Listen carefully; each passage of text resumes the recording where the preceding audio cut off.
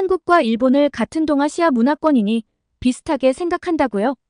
당신은 뭘 몰라도 한참 모르는군요. 여기 일본 게이오 대학의 교수 연구실, 미국 출신으로 일본 게이오 대학에서 10년을 강의한 미국 교수가 한국에 왔다 간 뒤 일본에서의 생활을 정리하고 한국에 머무르기로 했다는데요. 한 달간 머무르기로 했던 일정은 한국인들의 독특함을 알게 되면서 1년으로 늘어났고 더 오래 머무르기 위해 백방으로 방법을 알아보고 있다고 합니다.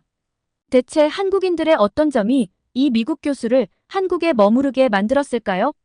오늘의 사연 시작합니다. 안녕하세요. 저는 미국 출신의 문화인류학과 교수로 지난 10년간 게이오 대학에서 일본의 대학생들을 가르친 제니퍼예요. 제가 일본에 가게 된 건 순전히 일본 문화에 대한 애정 때문이었어요. 대학원 시절부터 일본 문학과 영화를 좋아했고 일본의 전통과 현대가 공존하는 것들이 흥미로웠거든요. 그래서 박사 학위를 받자마자 일본행 비행기에 올랐죠. 처음 일본에 왔을 때는 정말 모든 게 신선하고 아름답게 보였어요. 도쿄의 번화가와 조용한 신사가 공존하는 모습, 첨단 기술과 전통 예절이 어우러진 일본 사회까지 이 모든 것이 저를 흥분시켰죠. 게이오 대학에서 강의를 시작했을 때도 학생들의 공손함과 성실함에 감동받았어요. 하지만 시간이 지나면서 점점 뭔가 이상하다는 걸 느끼기 시작했어요. 제가 가르치는 학생들, 이른바 사토리 세대라고 불리는데요. 이 젊은이들이 무기력해 보이는 거예요. 명문대생인데도 말이에요. 처음에는 제 눈에 익숙하지 않아서 그런가 싶었는데 갈수록 그 징후가 뚜렷해졌어요. 교수님, 저는 그냥 평범하게 살고 싶어요. 새로운 걸 시도하기엔 위험해요. 요즘은 명문대를 졸업해도 좋은 직장 구하기 힘들고 결혼도 하기 힘드니까요. 캠퍼스 밖의 현실은 더 암울했습니다. 얼마 전에는 이케부쿠로 중앙공원에서 열리는 노숙자 대상 무료급 식소에 가본 적이 있는데 그 광경이 아직도 눈에 선해요. 자원봉사자분이 말씀하시길 코로나 이후로는 급식을 받으러 오는 사람들이 3배나 늘었고 코로나가 지나간 지 꽤 되었는데 그 인원이 줄지 않는다고요. 특히 놀라웠던 건 그 줄에 20대, 30대 청년들이 많이 서 있었다는 거예요. 대학을 갓 졸업한 듯한 젊은이들이 굶주림에 시달리는 모습을 보면서 일본 사회의 현실을 직시하게 됐어요. 이게 제가 동경하던 일본의 모습이 맞나 싶었죠. 신문 헤드라인도 매일같이 암울했습니다. 청년 비정규직 증가, 저출산 문제 심각, 경제 성장률 하락 등등 10년 전 제가 일본에 왔을 때와 비교하면 상황은 계속 악화되는 것 같았어요. 한때 세계 2위의 경제 대국이었던 일본이 이렇게 장기 침체에 빠져 있다는 게 믿기지 않을 정도였죠. 이런 것들에 대해서 제 주변의 일본인 동료 교수들과 이야기를 나눠보았는데요. 희망적인 얘기는 들을 수 없었어요. 그들도 일본의 미래에 대해 회의적이었거든요. 잃어버린 30년이라는 말이 이제는 그저 진부한 표현이 되어버렸을 정도였으니까요. 그러다 어느 날 제 수업을 들었던 한 학생이 찾아왔어요. 대학생 때만 해도 반짝거렸던 사토의 눈빛은 슬픔과 좌절감으로 가득 차 있었습니다. 사토군 취직 축하해요. 열심히 준비한 만큼 좋은 결과가 있어서 다행이에요. 제 축하의 말에 사토는 씁쓸한 미소를 지었어요. 교수님, 축하는 하지 않으셔도 돼요. 그의 예상치 못한 반응에 저는 당황했습니다. 무슨 말이에요? 대형 전자회사에 입사했다며? 그게 왜 축하할 일이 아닌가요? 사토는 고개를 숙이며 말했어요. 네, 대기업을 들어간 건 맞아요. 하지만 정규직이 아니라 계약직으로요. 3년 계약이에요. 3년 계약이라도 좋은 시작 아닌가요? 열심히 일하면 정규직 전환의 기회도 있지 않을까요? 사토는 고개를 저었습니다. 그게 문제예요, 교수님. 제 선배들 얘기를 들어보니 계약직에서 정규직으로 전환되는 경우가 거의 없대요. 오히려 3년 후에는 다른 계약직으로 대체되는 경우가 많다고 해요. 그리고 저는 매일 정규직 직원들과 같은 일을 하는데 대우는 완전히 달라요. 대우가 얼마나 차이가 나길래 이러나 싶어 저는 의아한 마음에 대체 어떤 문제가 있냐고 물어봤습니다. 월급은 정규직의 70% 수준이고 보너스도 없어요. 퇴직금이나 연금 혜택도 못 받고요. 게다가 회사 연수나 승진 기회도 주어지지 않아요. 사토의 눈에 절망감이 가득했습니다. 교수님, 이대로 가면 제 미래가 너무 불안해요. 집을 살 수 있을지 결혼은 할 수 있을지 걱정돼요. 부모님께서도 걱정하세요. 내가 비정규직이라는 이유로 좋은 혼처를 놓치면 어쩌냐고요. 그의 말을 들으며 저는 일본 사회의 구조적인 문제를 다시 한번 실감했습니다. 이건 단순히 사토리 세대의 무기력함이 아니었어요. 열심히 공부해서 좋은 대학을 나와도 안정적인 미래를 꿈꾸기 어려운 현실. 젊은이들이 꿈꿀 수 있는 환경 자체가 사라져가고 있다는 것을 피부로 느꼈습니다. 이런 경험들이 쌓이면서 저는 점점 무력감을 느끼기 시작했어요. 제가 아무리 열정적으로 가르치고 학생들을 격려해도 그들이 마주할 현실을 바꿀 수는 없다는 생각이 들었거든요. 문화인류학자로서 일본 사회를 관찰하고 연구하는 것도 이제는 의미가 없어 보였어요. 결국 저는 슬픈 결론에 도달했어요. 일본에는 미래가 없다. 제가 사랑하던 이 나라, 10년간 제 삶의 터전이었던 이곳에서 더 이상 희망을 찾을 수 없다는 걸 인정하게 된 거예요. 이런 생각이 들자 갑자기 숨이 막히는 것 같았어요. 10년이라는 시간을 헛되이 보낸 것 같고 앞으로 어떻게 해야 할지 막막했죠. 일본을 떠나야 할까? 그렇다면 어디로 가야 할까? 미국으로 돌아가야 하나? 이런 고민들이 꼬리에 꼬리를 물고 이어졌어요. 그러던 어느 날 오랜만에 대학 동기인 사라에게서 전화가 왔어요. 사라는 서울대학교를 비롯한 서울 소재의 몇몇 대학교에 출강을 하며 한국에서 지내고 있다고 했습니다. 제니퍼, 잘 지내고 있어? 일본 생활은 어때? 사라의 목소리는 언제나처럼 활기찼어요. 저는 잠시 망설이다가 솔직하게 제 심정을 털어놓았죠. 글쎄, 요즘 좀 힘들어. 일본 사회가 너무 침체되어 있어서 미래가 안 보여. 제 말을 듣고 사라가 잠시 침묵했어요. 그러다 갑자기 흥분된 목소리로 말하더라고요. 그럼 이번 기회에 한국에 와보는 건 어때? 내가 있는 서울 말이야. 솔직히 말하면 저는 한국에 대해 큰 관심이 없었어요. 물론 케이팝이나 한국 드라마 같은 것들이 세계적으로 인기라는 건 알고 있었지만 그저 표면적인 문화 현상이라고만 생각했거든요. 글쎄, 사라. 나 한국에 대해 잘 몰라. 아시다시피 내가 드라마나 음악은 큰 관심이 없잖아. 제가 망설이자 사라가 재빨리 말을 이어갔어요. 제니퍼, 넌 한국을 아주 단편적으로만 알고 있구나. 한국은 일본과 같은 동아시아 국가지만 일본과는 전혀 달라. 특히 젊은이들의 에너지가 놀라워. 한국인만의 역동적이고 아주 독특한 DNA를 확인하고 나면 넌 분명 매력을 느낄 거야. 사라의 말에 저는 의아했어요. 제가 알기로 한국도 저출산, 청년 실업 같은 문제로 고민하고 있지 않나요? 하지만 한국도 일본과 비슷한 문제들이 있다고 들었는데. 맞아, 문제가 없는 건 아니야. 하지만 그걸 해결해 나가는 방식이 달라. 한국인들은 위기 상황에서 놀라운 결집력을 보여주거든. 그리고 변화의 속도가 정말 빨라. 넌 문화인류학자잖아. 이런 걸 직접 보고 연구할 수 있다면 흥미롭지 않을까? 사라의 말을 듣고 보니 조금 호기심이 생기더라고요. 하지만 여전히 확신이 서지 않았어요. 근데 사라, 난 한국어도 못하고 그래서 좀 어려울 것 같아. 걱정 마. 서울은 생각보다 외국인에게 친화적이야. 그리고 내가 일본어를 할 줄 아니까 한국어 배우는 것도 그리 어렵지 않을 거야. 어때? 일단 한 달만 와볼래? 마침 다음 달에 서울에서 동아시아 문화 컨퍼런스가 열려. 거기서 발표도 하고.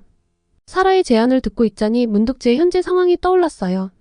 일본에서의 10년, 처음의 열정은 사라지고 이제는 매일 아침 눈을 뜨는 것조차 힘겨운 나날들. 어쩌면 잠시 환경을 바꾸는 게 좋을지도 모르겠다는 생각이 들었죠. 그래, 한번 생각해볼게. 전화를 끊고 나서도 한동안 사라의 말이 머릿속에 맴돌았어요. 한국이라. 일본에서도 워낙 한류가 엄청난 열풍이라 한국에 대해 모를 수는 없었습니다. 그런데 한 번도 제가 가볼 생각은 하지 않았고 관심도 없었던 터라 고민이 됐죠. 다음날 아침 수업을 마치고 연구실로 돌아왔을 때 우연히 책상 위에 놓인 신문 기사가 눈에 띄었어요. 한국 글로벌 경기 침체 속 반도체 산업 회복세. 기사를 읽어보니 세계적인 경기 둔화 상황에서도 한국이 반도체 산업을 중심으로 빠르게 회복하고 있다는 내용이었어요. 기사는 한국 정부의 신속한 정책 대응과 기업들의 혁신적인 전략, 그리고 근로자들의 유연한 대처가 이러한 회복을 가능하게 했다고 분석했습니다. 특히 청년 취업률이 개선되고 있다는 내용이 눈에 띄었어요. 이 기사를 읽으며 저는 사토와 나눈 대화를 떠올렸습니다. 같은 동아시아 국가인데도 이렇게 다를 수 있다니 한국의 젊은이들은 어떤 생각을 하고 있을까? 그들도 일본의 젊은이들처럼 미래를 비관적으로 바라볼까? 문득 사라가 했던 말이 기억났어요. 한국은 일본과 같은 동아시아 국가지만 일본과는 전혀 달라. 특히 젊은이들의 에너지가 놀라워. 이 기사를 계기로 저는 한국에 대해 더 알아보고 싶다는 생각이 들었습니다. 어쩌면 이것이 제가 찾던 새로운 연구 주제가 될 수도 있겠다는 생각이 들었어요.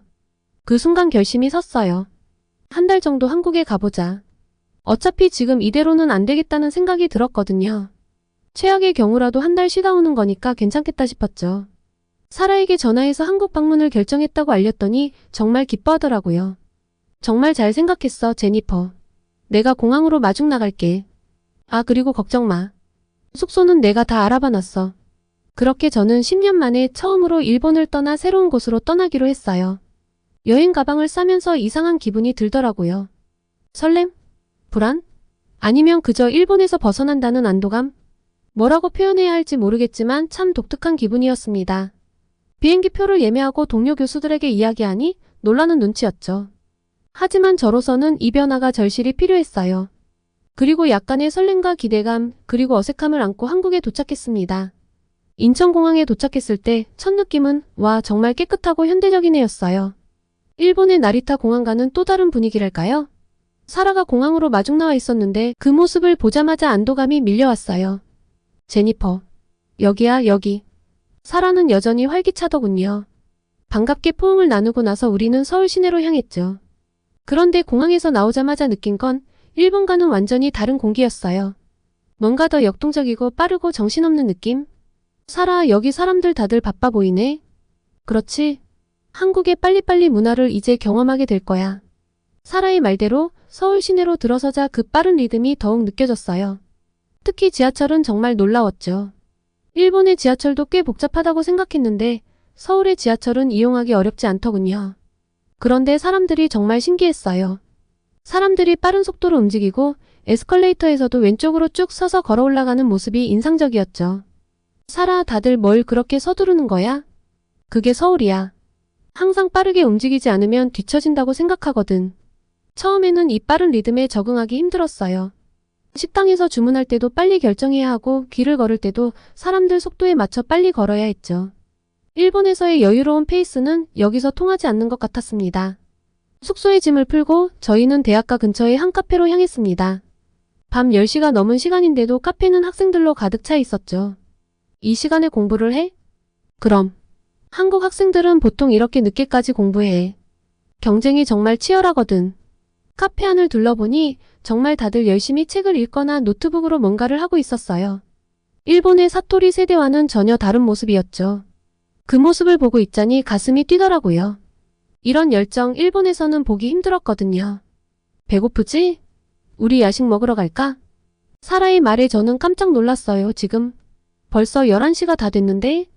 괜찮아, 한국에선 이 시간에도 식사하는 게 흔해. 그렇게 우리는 근처의 한 고깃집으로 향했어요. 가게에 들어서자 숯불 냄새와 함께 시끌벅적한 소리가 들려왔죠. 테이블마다 사람들이 가득 앉아 고기를 구워 먹고 있었어요. 저 사람들은 한국 직장인이야.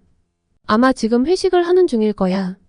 회사 동료들이나 친구들과 함께 늦은 시간까지 먹고 마시는 건데 단합을 위해서 종종 이렇게 하곤 해. 그리고 한국은 이렇게 24시간 운영하는 식당들이 많아. 일단 밤늦게 돌아다녀도 안전하거든. 우리도 자리에 앉아 고기를 주문했어요. 그런데 놀라운 건 고기만 나온 게 아니라는 거예요. 소주, 맥주는 물론이고 각종 반찬들이 테이블을 가득 채웠죠. 사라, 이걸 다 먹는 거야? 그렇지. 한국에서는 이렇게 여러 가지를 같이 먹는 게 일반적이야. 그리고 술도 빼놓을 수 없지. 음식을 먹으면서 주변을 둘러보니 다들 즐겁게 이야기를 나누고 있었어요. 일본에서는 보기 힘든 광경이었죠. 늦은 시간임에도 불구하고 이렇게 활기찬 분위기라니. 제니퍼 어때? 한국의 첫인상은? 사라의 질문에 저는 잠시 생각에 잠겼어요. 솔직히 말하면 아직 어리둥절한 상태였죠. 하루 만에 이렇게 많은 문화 충격을 받을 줄은 몰랐으니까요. 글쎄, 아직 잘 모르겠어. 너무 다르고 빠르고 정신없어. 약간 얼떨떨한 것도 사실이야. 하지만 동시에 뭔가 흥미롭기도 해. 그래, 처음엔 다들 그래. 하지만 시간이 지나면 이 활기찬 에너지에 완전 적응해서 너 일본에서 더 살기 힘들어질 거야. 그날 밤 숙소로 돌아와 침대에 누웠을 때 머릿속이 복잡했어요. 일본에서의 10년과 오늘 하루 동안 경험한 서울의 모습이 계속 교차했죠. 이렇게 가까운 나라인데 어떻게 이렇게 다를 수 있을까? 그리고 문득 이런 생각이 들었어요. 어쩌면 이번 한 달이 제 인생에 큰 변화를 가져올지도 모른다고요. 아직 확실한 건 없지만 뭔가 새로운 가능성이 보이는 것 같았어요. 다음날 아침 사라가 저를 서울대학교 캠퍼스로 데려갔어요. 활기찬 학생들로 가득한 캠퍼스를 걸으며 저는 궁금증을 참지 못하고 물었죠. 사라, 어제부터 느낀 건데 한국 사람들은 좀 독특해. 무표정하지만 행동은 빠르고 또 다들 활기차게 움직이네. 어떻게 이렇게 빠르고 쉼없이 움직이는 거야? 사라는 미소를 지으며 대답했어요. 그건 한국의 역사와 관련이 있을 거야. 한국인들은 수많은 위기를 겪으면서 독특한 생존 본능과 경쟁심을 발전시켰거든. 정말? 어떤 식으로? 혹시 당군의 부동산 실패 이야기를 들어본 적이 있어? 저는 고개를 저었고 사라는 계속해서 설명했어요. 한국의 건국 신화에서 당군이 한반도에 정착했는데 이 땅이 너무 척박해서 농사짓기가 힘들었대. 이걸 한국인들은 당군의 부동산 실패라고 농담 삼아 이야기해. 그만큼 한반도의 환경이 열악했다는 거지. 와, 그렇구나. 그래서 한국인들이 이렇게 열심히 사는 거구나. 맞아. 이런 환경에서 살아남기 위해 한국인들은 끊임없이 노력하고 경쟁해야 했어. 그게 지금의 빨리빨리 문화나 치열한 교육열로 이어진 거지. 이걸 잘 모르는 외국인들이 한국 사람들은 여유를 모른다. 한국 사람들은 돈에 혈안이 되어 있다는 식으로 곡해를 하는데 그건 완전 무식한 발언이야. 문화 차이를 고려하지 않은 거지. 우리가 동남아 사람들이 한낮에 움직이지 않는다고 게으르다고 해선 안 되잖아? 그런 맥락으로 이해하면 돼. 우리는 캠퍼스 내 도서관으로 향했어요. 그곳에서 저는 또 다른 놀라운 광경을 목격했죠. 사라, 저기 봐. 저 학생들 밤새 공부한 거야? 아, 맞아. 한국에서는 시험 기간이나 취업 준비 때 밤을 새우는 게 흔한 일이야. 불닭이라고 부르지. 불닭이라고? 응, 불타는 닭의 줄임말이야. 밤새 공부하는 학생들을 빗대어 하는 말이지. 한국의 경쟁적인 사회를 잘 보여주는 현상이야. 그때 캠퍼스 광장에서 학생들이 모여있는 걸 봤어요. 현수막에는 청년 창업 페스티벌 아이디어의 날개를 달자 라고 적혀 있었습니다. 저건 뭐야? 제가 물었어요. 사라가 설명해줬습니다. 아, 학생들이 주도해서 만든 창업 축제야. 취업난을 극복하기 위해 스스로 기회를 만들어내려는 노력이지. 학생들이 직접 창업 아이디어를 발표하고 선배 창업가들의 멘토링도 받는 행사야. 저는 놀라움을 금치 못했어요. 학생들이 직접 이런 걸 기획하고 실행한다고? 그래. 이게 바로 내가 말한 한국인의 위기 극복 DNA야. 어려운 상황에 직면하면 수동적으로 기다리지 않고 적극적으로 해결책을 찾아 나서는 모습을 보여주지. 내가 그래서 한국인을 좋아해. 저는 감탄하며 행사장으로 걸어갔습니다.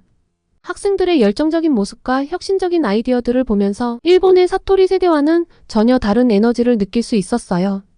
사라의 설명을 들으며 저는 점점 한국 문화의 매력에 빠져들고 있었어요. 일본에서 느끼지 못했던 활기와 열정, 그리고 혁신 정신이 이곳에는 가득했거든요. 한 달이 지나면서 저는 점점 한국 문화에 적응하고 빠져들어갔습니다. 사라와 함께 이곳저곳을 다니며 한국의 다양한 모습을 경험했죠. 그리고 동아시아 문화 컨퍼런스를 준비하는 사라와 함께하며 더 깊이 있게 한국을 이해하는 시간을 가질 수 있었습니다. 사라, 한국 사람들이 말로는 헬조선이라고 하던데 실제로 보니까 전혀 그렇지 않은 것 같아. 사라는 미소를 지으며 대답했어요. 그렇지. 한국인들은 자기 비하를 잘하지만 실제로는 정말 열심히 살아가고 있어. 사라의 말에 저는 고개를 끄덕였습니다. 맞아. 헬조선이라는 말도 많이 들었는데 실제로 보니까 전혀 그렇지 않네. 너 제대로 한국을 파악했구나. 내가 예전에 이야기했던 것 기억나? 한반도가 원래 척박한 땅이라 살아남기 위해 끊임없이 노력하고 경쟁해야 했다는 거. 그게 지금의 빨리빨리 문화나 치열한 경쟁으로 이어지고 한국인들의 노력하는 모습으로 나타나는 거라고 생각해. 저는 고개를 끄덕이며 말했어요. 그러고 보니 정말 모든 게 빠르더라. 일본과는 완전히 다른 리듬이야. 일처리 속도가 거의 번개 수준이던데. 전 세계 1등일 것 같아. 사라가 계속해서 설명했습니다. 그리고 나는 빠름과 성실함이 모든 한국인들에게 내재되어 있다고 보는데 다들 뭐 자기가 게으르다, 뭘 포기했다 이러지만 실상 정말 그러고 있는 사람들은 아무도 없어. 특히 1970년대 경제 발전 시기를 봐. 한국은 전쟁 후 폐허에서 시작했지만 불과 몇십 년 만에 세계적인 경제 강국이 됐거든. 와, 정말 빠른 발전이었겠네. 제가 말했어요. 그래, 한강의 기적이라고 불렸지. 당시 박정희 정부의 경제개발 5개년 계획으로 시작된 산업화가 그 시작이었어. 노동진 약적 경공업에서 시작해서 중화공업으로 빠르게 전환했고 수출 중심 정책으로 경제를 키웠지. 저는 감탄하며 들었습니다. 그 과정에서 한국인들의 근면성과 빠른 적응력이 큰 역할을 했어. 농촌에서 도시로 이주한 사람들이 공장에서 밤낮 없이 일했고 해외 기술을 빠르게 습득해 자체 기술로 발전시켰지. 이런 DNA가 지금까지 이어져 온 거야. 그렇구나. 그래서 지금도 어려움이 있지만 굴하지 않고 적극적으로 나서는 거구나. 제가 말했어요. 맞아. 어려운 상황에서도 포기하지 않고 새로운 길을 찾아내는 거지. 헬조선이라고 말하면서도 실제로는 누구보다 열심히 살아가고 있는 거야. 이게 바로 한국인의 특징이라고 볼 수 있어. 이게 한국의 강점이자 독특함이겠네. 그래, 그게 한국의 강점이기도 해. 변화에 빠르게 적응하고 위기를 기회로 만드는 능력. 사라, 이런 모습을 보니 정말 감동이야. 하지만 이렇게 경쟁적인 사회에서 살면 스트레스도 심하지 않을까? 물론 그런 면도 있어. 하지만 한국인들은 그 스트레스를 해소하는 방법도 잘 알아. 예를 들어 회식 문화나 노래방 문화 같은 것들이 다 그런 역할을 하는 거지. 한국의 교육 시스템, 기업 문화, 그리고 사회 전반적인 분위기에 대해 들으면 들을수록 저는 더욱 흥미를 느꼈죠. 제니퍼, 어때? 한국 문화에 대해 조금은 이해가 되니? 사라의 질문에 저는 잠시 생각에 잠겼어요. 그리고 솔직한 마음을 털어놓았죠.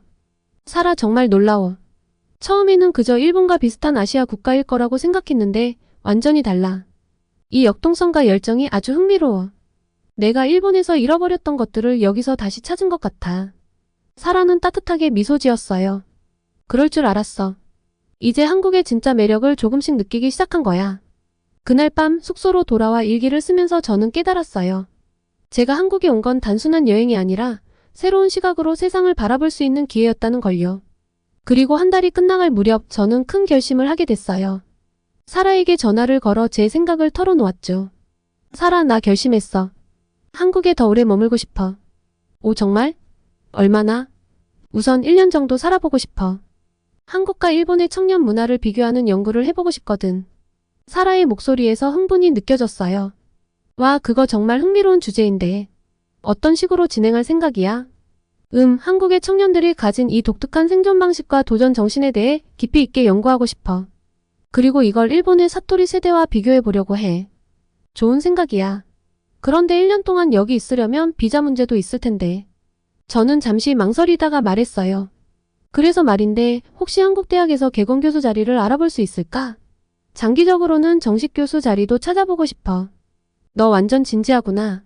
내가 한번 알아볼게. 우리 학과장님께 이야기해보고 이야기해줄게. 그렇게 저의 한 달 살기는 1년 살기로 확장됐어요. 일본으로 돌아가 게이오 대학에 1년간의 연구 휴가를 신청했고 다행히 승인을 받았죠. 그리고 한국으로 다시 돌아와 연구를 시작하면서 저는 매일매일이 새로운 발견의 연속이라는 걸 깨달았어요. 한국 청년들의 헬조선이라는 자조적인 표현 속에 숨겨진 도전 정신, 끊임없이 새로운 것을 추구하는 그들의 모습, 모든 것이 연구 대상이 되었죠. 사라, 내가 관찰한 바로는 한국 사람들이 훨씬 더 유연하고 적응력이 뛰어나고 위기 대처 능력이 좋은 것 같아. 사라가 고개를 끄덕이며 말했어요. 맞아. 그리고 그건 한국인들 고유의 특성이야. 예를 들어 길거리에서 트럭에서 뭔가 쏟아져서 길이 엉망이 되면 한국 사람들은 그냥 지나가지 않아. 옆에 있던 사람들이 와서 치우는 걸 도와주지. 이건 일본이나 다른 나라에선 잘 볼 수 없는 모습이야. 아, 정말? 일본에서는 그냥 지나갈 것 같아. 한국인들은 수많은 위기를 겪으면서 독특한 생존 본능을 발전시켰거든. 예를 들어 1997년 IMF 외환위기 때 전 국민이 금 모으기 운동에 참여했던 일을 들어봤어? 와, 정말? 그건 처음 듣는데. 그래, 전체 인구의 3분의 1이 참여했대. 이런 단결력은 세계적으로도 유례가 없는 일이야. 위기 상황에서 한국인들은 놀라운 결집력을 보여주지. 저는 감탄하며 말했어요. 일본에서는 상상하기 힘든 일이야. 개인주의적 성향이 강해서 그런 집단 행동이 쉽지 않거든. 맞아. 그리고 한국인들의 또 다른 특징은 참견을 잘한다는 거야. 예를 들어 길에서 누군가 어려움에 처하면 바로 나서서 도와주지. 아까 말한 것처럼 트럭에서 물건이 쏟아져도 지나가던 사람들이 와서 치우는 걸 도와주는 건 아주 흔해. 아, 그래서 거리가 항상 활기차 보이는구나. 일본은 오히려 타인의 일에 간섭하지 않는 걸 미덕으로 여기는데 말이야. 사라가 고개를 끄덕였어요. 그래서 때로는 불편할 수도 있지만 위기 상황에서는 큰 힘이 돼. 이런 특성이 한국의 빠른 경제 성장과 위기 극복에 도움이 됐다고 봐. 그러고 보니 한국 드라마나 영화도 현실을 직접적으로 다루는 경우가 많더라고. 사회 문제나 갈등을 솔직하게 표현하잖아. 맞아. 한국은 현실의 문제를 정면으로 다루는 걸 두려워하지 않아. 반면 일본은 그런 주제를 애니메이션이나 가상현실에서 다루는 경향이 있지. 이것도 한국인들의 직설적이고 적극적인 성향을 보여주는 예야. 저는 궁금해졌어요. 그럼 이런 특성이 젊은 세대의 창업 문화에도 영향을 미치나? 물론이지. 한국의 청년들은 취업난을 겪으면서도 적극적으로 창업에 도전해. 새로운 기회를 만들어내려는 노력이 대단해. 이것도 위기를 기회로 바꾸는 한국인의 특성이라고 볼 수 있어. 이런 대화를 나누며 저는 한국 문화의 독특함과 강점을 더욱 깊이 이해하게 되었어요.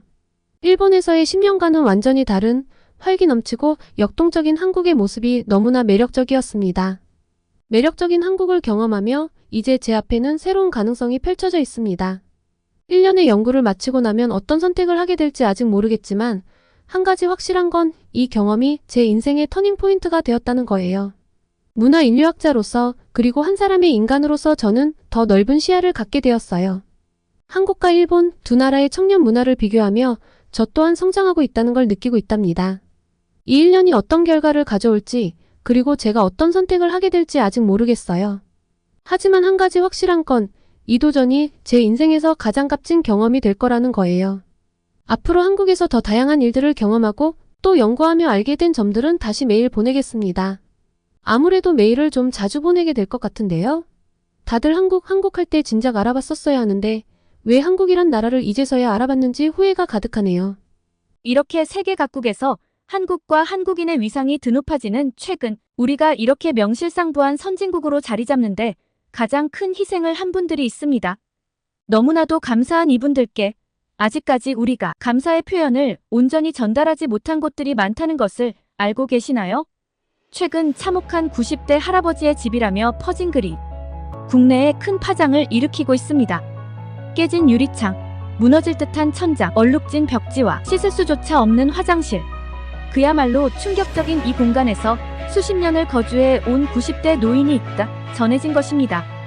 충격적이게도 그는 70여 년 전 발발된 한국전쟁에 직접 자원에 참전했던 김영길 참전용사였는데요. 하지만 정전 후 뼈저린 가난 속에 살아야 했던 노인은 자신이 쉴 공간조차 없는 이곳에서 평생을 고통받아야 했습니다. 또한 현재 피부암이란 병까지 앓고 있으며 무더운 여름 씻기가 힘든 화장실로 인해 보일러실에서 물을 받아 세수를 하고 한 달에 2번 오는 목욕차만 기다리고 있습니다. 그야말로 참혹한 상황에 놓인 것이죠. 그런데 정전 후 71년이 된 지금 처음으로 그에게 기적이란 것이 찾아옵니다. 참전 용사의 소식을 전해들은 한 국내 기업이 망설임 없이 지원을 결정한 것인데요. 피부암을 앓고 있는 참전 용사에게 가장 시급한 화장실 수리를 우선적 지원하기로 결정하며 곧바로 공사에 들어갔고 씻기조차 힘들었던 화장실은 현재 평범한 화장실의 모습을 갖추었습니다. 참전 용사의 수십 년간 간절했던 소망이 이제 이뤄진 것입니다.